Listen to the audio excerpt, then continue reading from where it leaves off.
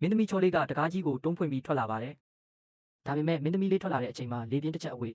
မင်းသမီးရဲ့ကောင်းဝင်အစလေးလန်တက်သွားပါလေရော။ဒီနေရာမှာပဲဟာတာကစတာပါပဲ။တိုင်းကျင်နေတဲ့အကိုကြီးတွေအားလုံးမျက်လုံးကြီးတွေပြူးပစက်ကြီးတွေအဟောင်းသားနဲ့ကြီးတယောက်ဆိုရင်တွားရည်တွေတောင်စီးကြလို့ကြောက်တုံးကြီးမထားတဲ့သူကလည်းကြောက်တုံးကြီးလက်ထဲမှာတင်အေးခဲသွားရှာတယ်။မင်းသမီးလေးခမညာရှက်ရှက်နဲ့ကောင်းဝင်လေးကိုဖိပြီးတကားကြီးပြန်ပိတ်ကအထဲကိုဝုန်းကနေပြေးဝင်သွားရရှာပါတယ်။အထဲရောက်တော့အဖိုးကြီးစပင်ဆုပ်ဖွားနဲ့စုံဖန်းဆရာကြီးတယောက်ကမင်းသမီးလေးရဲ့လက်ကိုဆွဲပြီးဟာ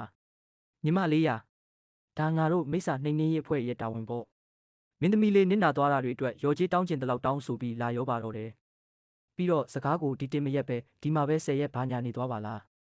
ဒါမှမဟုတ်လဲငါရဲ့အမျိုးသမီးတစ်ပည့်အဖြစ်နေခဲ့ပါလားဆိုပြီးအပိုင်တွက်နေတာဒါပေမဲ့မင်းသမီးလေးထွက်လာတဲ့အချိန်မှာလေပြင်းတစ်ချက်အဝေးမင်းသမီးရဲ့ကောင်းဝင်အစလေးလန်တက်သွားပါလေရောဒီနေရာမှာပဲဟာတာကစတာပါပဲတိုင်းကျင်နေတဲ့အကိုကြီးတွေအားလုံးမျက်လုံးကြီးတွေပြူးပစက်ကြီးတွေအဟောင်းသားနဲ့ကြီးတယောက်ဆိုရင်တွားရည်တွေတောင်စီးကြလို့ကြောက်တုံးကြီးမထားတဲ့သူကလည်းကြောက်တုံးကြီးလက်ထဲမှာတင်အေးခဲသွားရှာတယ်မင်းသမီးလေးခမညာရှက်ရှက်နဲ့ကောင်းဝင်လေးကိုဖိပြီးတကားကြီးပြန်ပိတ်ကအထဲကို